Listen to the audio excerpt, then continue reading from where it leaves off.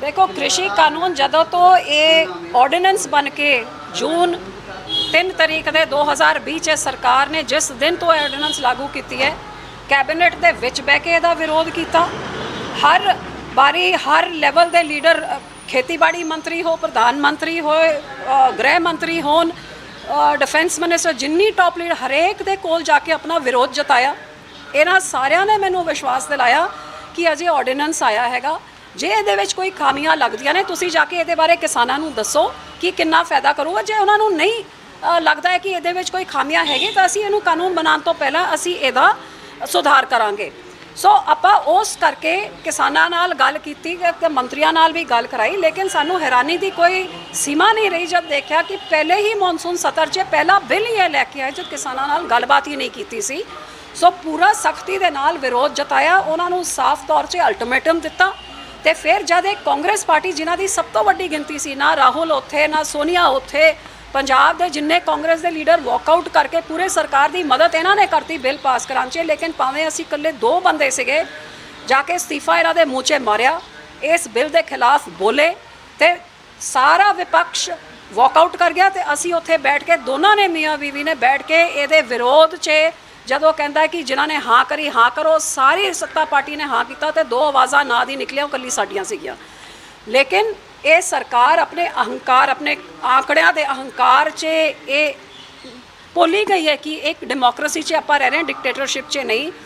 550 ਕਿਸਾਨ ਜਿਨ੍ਹਾਂ ਨੇ ਆਪਣੀ ਜਾਨਾਂ ਕੁਰਬਾਨ ਕਰ ਦਿੱਤੀਆਂ 8 ਮਹੀਨੇ ਦੇ ਦਿੱਲੀ ਦੇ ਬਾਰਡਰ 'ਚ ਇਸ ਮੀਂਹ 'ਚ, ਠੰਡ 'ਚ, ਗਰਮੀ 'ਚ ਬੈਠੇ ਹੋਏ ਨੇ, ਲੇਕਿਨ ਇਹ ਸਰਕਾਰ ਨੂੰ ਪਰਵਾਹ ਹੀ ਨਹੀਂ ਕਿ 550 ਜਿਹੜੇ ਆਪਣੇ ਅੰਨਦਾਤਾ ਹੈਗੇ ਉਹਨਾਂ ਦੀ ਜਾਨਾਂ ਵੀ ਚਲੀ ਗਈਆਂ ਨੇ।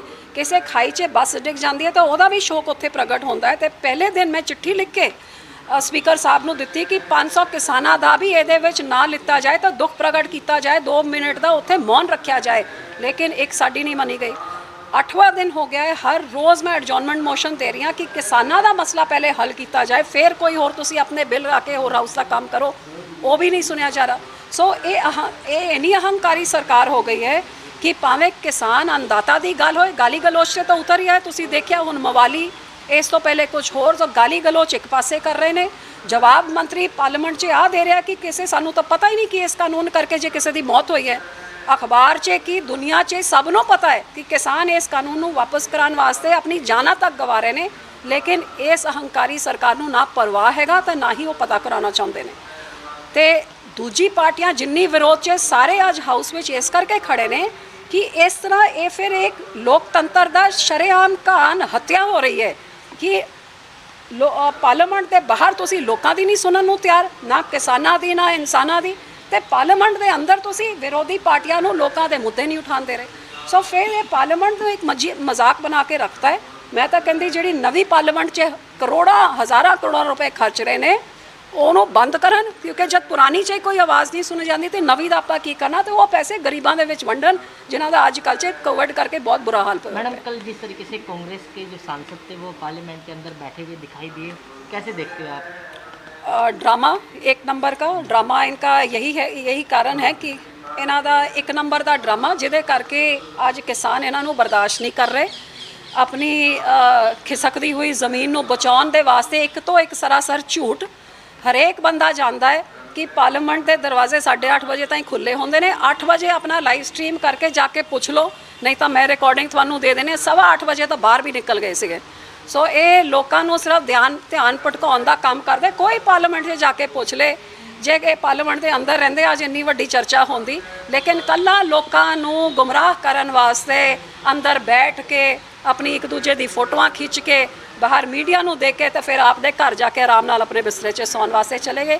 ਤੇ 2 MP ਤੁਹਾਡੇ 8 MP ਚੁਣ ਕੇ ਆਏ ਨੇ, ਤੁਸੀਂ ਆਪਣੇ ਬਾਕੀਆਂ ਨੂੰ ਹੀ ਨਹੀਂ ਇਕੱਠਾ ਕਰ ਸਕਦੇ। ਸਭ ਤੋਂ ਵੱਡੀ ਗਿਣਤੀ 'ਚ ਕਾਂਗਰਸ ਪਾਰਟੀ ਹੈਗੀ, ਤੁਸੀਂ ਬਾਕੀ ਆਪਣੇ ਕਾਂਗਰਸ ਦੇ MPਆਂ ਨੂੰ ਵੀ ਨਹੀਂ, ਪੰਜਾਬ ਦੇ ਤਾਂ ਛੱਡੋ ਉਹਨਾਂ ਨੂੰ ਨਹੀਂ ਕਰ ਸਕੇ, ਬਾਕੀਆਂ ਨੂੰ ਵੀ ਨਹੀਂ ਕਰ ਸਕੇ। ਜੇ ਸਾਰੇ ਇਕੱਠੇ ਹੁੰਦੇ ਤਾਂ ਸ਼ਾਇਦ ਅਸੀਂ ਸਰਕਾਰ ਦੇ ਉੱਤੇ ਹੋਰ ਤਕੜਾ ਦਬਾਅ ਪਾ ਸਕਦੇ। ਅਸੀਂ ਤਾਂ ਇਕੱਲੇ 2 ਬੰਦੇ ਹਾਂ। ਅਸੀਂ ਤਾਂ ਰਾਸ਼ਟਰਪਤੀ ਤੋਂ ਵੀ ਮੈਂ 7 ਪਾਰਟੀਆਂ ਨੂੰ ਮੈਂ ਇਕੱਠਾ ਕੀਤਾ ਕਿ ਭਾਵੇਂ ਆਪਾਂ 2 ਜਣੇ, ਲੇਕਿਨ ਦੂਜਿਆਂ ਨਾਲ ਗੱਲ ਕਰਕੇ ਆਪਾਂ ਰਾਸ਼ਟਰਪਤੀ ਨੂੰ ਕਹੀਏ ਕਿ ਇਸ ਤਰ੍ਹਾਂ ਕਿਵੇਂ ਚੱਲ ਸਕਦੀ ਹੈ ਪਾਰਲੀਮੈਂਟ ਕਿ ਤੁਸੀਂ ਲੋਕਾਂ ਦੇ ਮੁੱਦੇ ਨਾ ਉਠਾਉਣ ਦਿਓ ਤੇ ਨਾ ਉਹਦੇ ਚਰਚਾ ਕਰੋ। ਆਪਾਂ ਸਾਰੇ ਜਾ ਕੇ ਰਾਸ਼ਟਰਪਤੀ ਨੂੰ ਮਿਲ ਰਹੇ ਪਰ ਇਹ ਤਾਂ ਆਪਣੇ ਪੰਜਾਬ ਦੇ ਬੰਦਿਆਂ ਨੂੰ ਨਹੀਂ ਕਰ ਸਕਦੇ, ਆਪਣੇ ਬਾਕੀ ਕਾਂਗਰਸ ਦੇ ਐਮਪੀਆਂ ਨੂੰ ਨਹੀਂ ਕੱਟ ਸਕਦੇ। ਸੋ ਕੱਲਾ ਡਰਾਮਾ ਹੈਗਾ। मैडम कौन कौन सी पार्टी है जो मुलाकात कर रही है राष्ट्रपति के साथ, आपकी पार्टी के साथ? ਸੋ ਸਾਡੇ ਨਾਲ ਸ਼੍ਰੋਮਣੀ ਅਕਾਲੀ ਦਲ ਦੇ ਨਾਲ ਸਾਡੀ ਸਹਿਯੋਗੀ ਪਾਰਟੀ ਬੀਐਸਪੀ ਜਾਊਗੀ, ਸਾਡੇ ਨਾਲ ਐਨਸੀਪੀ ਵੀ ਜਾਊਗੀ, ਨੈਸ਼ਨਲ ਕਾਨਫਰੰਸ ਐਨਸੀ ਵੀ ਜਾਊਗੀ, ਕਮਿਊਨਿਸਟ ਪਾਰਟੀਆਂ ਵੀ ਜਾਣਗੇ, ਆਰਐਲਪੀ ਵੀ ਜਾਊਗੀ। ਤੇ ਇਹ ਕੱਲ 7 ਪਾਰਟੀਆਂ ਹੋ ਗਈਆਂ ਨੇ। ਇਹਦੇ ਨਾਲ ਹੋਰ ਵੀ ਜਦੋਂ ਤਾਈਂ ਸਾਨੂੰ ਸਮਾਂ ਮਿਲਦਾ ਹੈ ਅਸੀਂ ਹੋਰ ਦੂਜੀ ਪਾਰਟੀਆਂ ਨੂੰ ਵੀ ਇਕੱਠੇ ਕਰਕੇ ਪੂਰੇ ਵੱਡੇ ਗਿਣਤੀ 'ਚ ਜਾ ਕੇ ਇਹੀ ਕਵਾਂਗੇ ਕਿ ਵਿਪਕਸ਼, ਤੁਸੀਂ ਦੇਖਿਆ 18 ਪਾਰਟੀਆਂ ਉਲਟ ਸੀਗੀਆਂ ਫਿਰ ਵੀ ਰਾਜ ਸਭਾ 'ਚ ਬਿੱਲ ਪਾਸ ਕਰਤਾ। ਹੁਣ ਵੀ 7 8 10 ਪਾਰਟੀਆਂ ਕਹਿ ਰਹੀਆਂ ਇਹਦੀ ਚਰਚਾ ਕਰੇ, ਸਰਕਾਰ ਕਹਿੰਦੀ ਅਸੀਂ ਕਰਾਂਗੇ ਲੇਕਿਨ ਸਮਾਂ ਦਿੰਦੀ ਨਹੀਂ।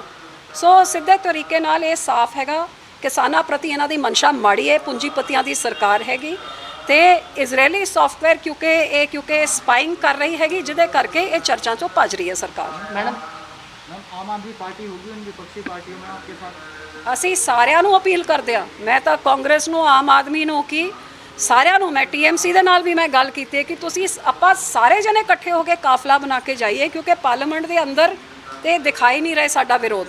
ਸੋ ਕਿਉਂ ਨਾ ਅਸੀਂ ਵਿਰੋਧ 'ਚ ਇਕੱਠੇ ਹੋ ਕੇ ਜਾ ਕੇ ਰਾਸ਼ਟਰਪਤੀ ਨੂੰ ਮਿਲੀਏ। ਲੇਕਿਨ ਇਹਨਾਂ ਨੂੰ ਆਪਣੀ ਸਿਆਸਤ ਮੁਬਾਰਕ ਹੈ, ਅਸੀਂ ਤਾਂ ਦਿਲੋਂ ਲੜਾਈ ਲੜ ਰਹੇ ਹਾਂ, ਬਾਕੀ ਜਿਹਨੇ ਜੋ करना है वो अपना अपना करें। लेकिन मैडम मेरा आखिरी सवाल ये है कि कृषि मंत्री लगातार बयान दे रहे हैं कि जो कृषि कानून है ये वापस नहीं होंगे, अगर बदलाव करवाना चाहते हैं तो। ਆਹੀ ਤਾਂ ਦੁੱਖ ਦੀ ਗੱਲ ਹੈਗੀ ਕਿ ਇਹ ਕਹਿੰਦੇ ਅਸੀਂ ਚਰਚਾ ਵਾਸਤੇ ਤਿਆਰ ਹਾਂ ਲੇਕਿਨ ਉਸ ਤੋਂ ਪਹਿਲੇ ਕਿੰਤੂ ਲਗਾ ਦਿੰਦੇ ਆ ਕਿ ਵਾਪਸ ਤਾਂ ਹੋਊਗਾ ਨਹੀਂ। ਫਿਰ ਚਰਚਾ ਦੀ ਗੁੰਜਾਇਸ਼ ਕੀ ਹੈ? ਪਹਿਲੇ ਤੁਸੀਂ ਕਹਿੰਦੇ ਸੀ ਕਿ ਬਹੁਤ ਵਧੀਆ ਕਾਨੂੰਨ ਹੈਗੇ, ਇਹਦੇ ਵਿੱਚ ਕੋਈ ਘਾਟ ਕਮੀਆਂ ਨਹੀਂ ਹੈਗੀਆਂ, ਕਿੰਨੇ ਸਾਰੇ ਸੰਸ਼ੋਧਨ ਤੁਹਾਨੂੰ ਕਰਨੇ ਪਏ ਕਿਉਂਕਿ ਘਾਟ ਕਮੀਆਂ ਇੰਨੀ ਸਾਰੀਆਂ ਸੀਗੀਆਂ। ਹੁਣ ਕਿਸਾਨਾਂ ਨੂੰ ਸਰਕਾਰ ਦੇ ਉੱਤੇ ਭਰੋਸਾ ਹੀ ਨਹੀਂ ਰਿਹਾ, ਉਹ ਕਹਿੰਦੇ ਤੁਸੀਂ ਰੱਦ ਕਰੋ ਤੇ ਨਵਾਂ ਕਾਨੂੰਨ ਸਾਡੇ ਨਾਲ ਸਲਾਹ ਮਸ਼ਵਰਾ ਕਰਕੇ ਲੈ ਕੇ ਆਓ। ਲੇਕਿਨ ਇਹ ਸਰਕਾਰ ਆਪਣੇ ਨੰਬਰਾਂ ਦੇ ਬਲ 'ਚ ਅੜੀ ਹੋਈ ਹੈ ਜਿਹਦੇ ਕਰਕੇ ਇਹ ਅੰਦੋਲਨ ਜਿਹੜਾ ਪੰਜਾਬ ਤੋਂ ਸ਼ੁਰੂ ਹੋਇਆ, ਪੰਜਾਬ ਦੇ ਕਿਸਾਨਾਂ ਨੇ ਡਟ ਕੇ ਬਹੁਤ ਵਧੀਆ ਲੜਾਈ ਲੜੀ। ਇਹ ਹਰਿਆਣੇ ਦੇ ਕਿਸਾਨ ਜੁੜ ਗਏ, ਰਾਜਸਥਾਨ ਦੇ ਜੁੜ ਗਏ ਨੇ, ਯੂਪੀ ਦੇ ਜੁੜ ਕੇ ਦੇਸ਼ ਭਰ ਦਾ ਕਿਸਾਨ ਜੁੜ ਗਿਆ। ਹੁਣ ਇਹ ਸਰਕਾਰ ਦੀ ਉਲਟੀ ਗਿਣਤੀ ਸ਼ੁਰੂ ਹੋ ਗਈ ਹੈ। ਜੇ ਅੰਨਦਾਤਾ ਦੀ ਨਹੀਂ ਸੁਣਨਗੇ, ਅੰਨਦਾਤਾ ਨੂੰ ਗਾਲੀ ਗਲੋਚ ਕਰਨਗੇ, ਫਿਰ ਸਮਾਂ ਆ ਗਿਆ ਕਿ ਇਹੋ ਜੀ ਸਰਕਾਰ ਜਾਏ ਤੇ ਲੋਕਾਂ ਦੀ ਸਤਿਕਾਰ ਕਰਨ ਵਾਲੀ ਅੰਨਦਾਤਾ ਦੀ ਸਰਕਾਰ ਆਪਾਂ ਲੈ ਕੇ ਆਈ ਕੇਂਦਰ ਵਿੱਚ।